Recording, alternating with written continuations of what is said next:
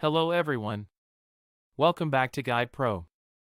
In this video, I will explain what adaptive brightness is on your Android phone and whether you should turn it on or off.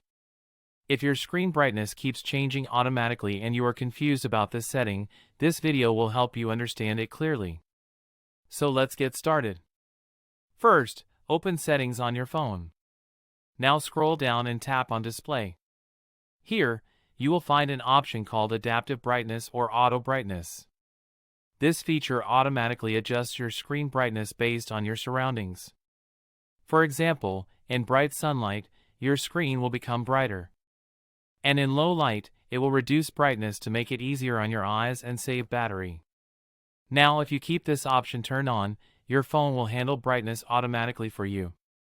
But sometimes, it may not adjust perfectly, and the screen can feel too dim or too bright. In that case, you can turn it off.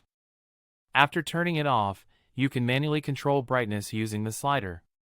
This gives you full control over your screen brightness. So if you want automatic adjustment, keep it on. And if you prefer manual control, you can turn it off. So this is what adaptive brightness is and how it works on Android phones.